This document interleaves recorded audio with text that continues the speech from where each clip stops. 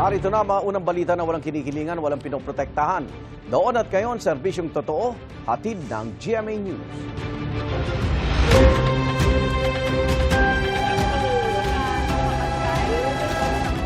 Yung wala na naman ho dito.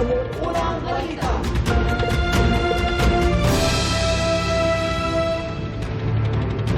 Protektahan ang katotohanan, yan daw ang utos kay Peanut Gallery Media Network anchor CJ Hiro at kanyang mga kasama sakaling may mangyari kay PGMN founder Franco Mabanta o sino man sa kanilang grupo. Sa isang pahayag, sinabi ni Hiro na binilinan sila na tiyaking lalabas ang kanilang episode kaugnay kay dating House Speaker Martin Romualdez. Anya, dahil alam ni Romualdez sa may episode tungkol sa kanya, ginamit umano ng mambabatas ang kanyang makinarya para patumbahin ang mga nasa likod nito.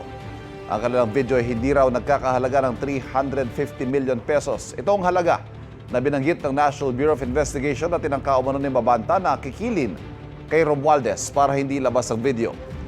Inaresto si Mabanta at 4 na iba pang kasama nung nakaraang linggo sa entrapment operations ng NBI. Nakapagpiyansa na sila. Si Hiro naman ay tinuturing na person of interest ng NBI.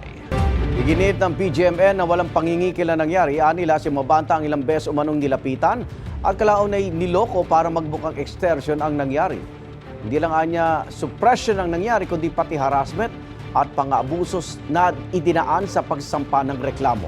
Katotohanan daw ang kanilang habol sa paglalabas ng istorya tungkol kay Romualdez.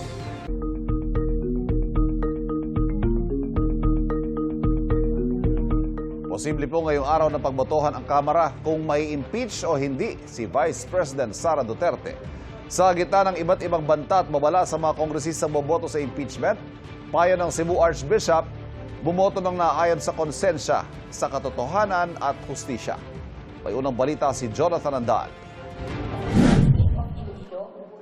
Ngayon na ang debate at posibleng botohan sa Kamara kung mai-impeach o hindi si Vice President Sara Duterte.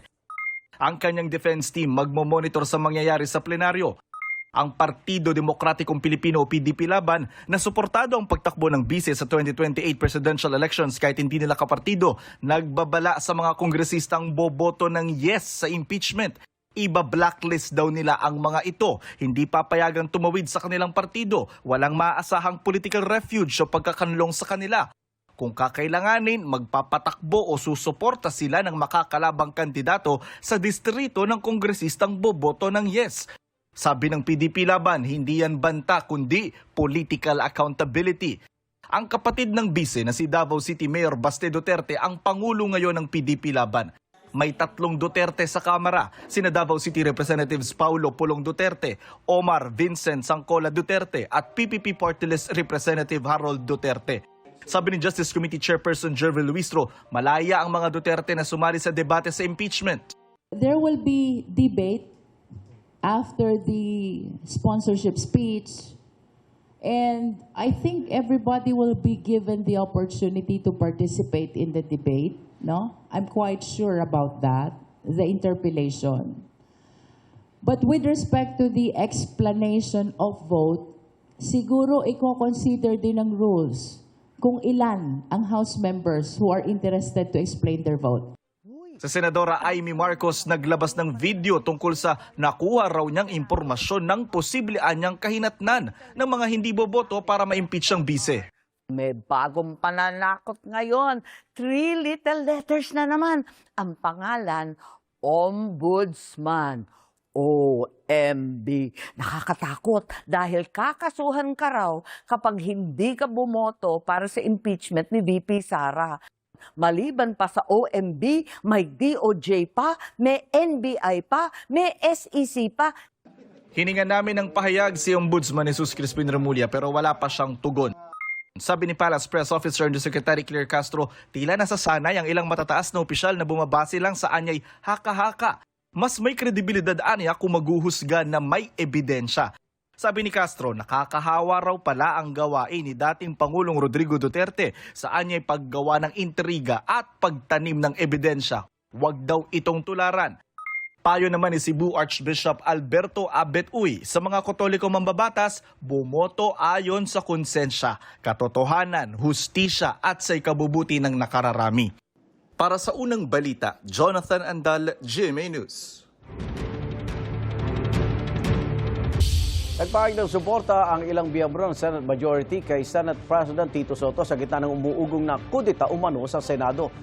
At para pigilan impeachment laban kay Vice President Sara Duterte, sabi ni Senador Sherwin Gatchalian, maayos naman ang pagpatakbo ni Soto sa Senado.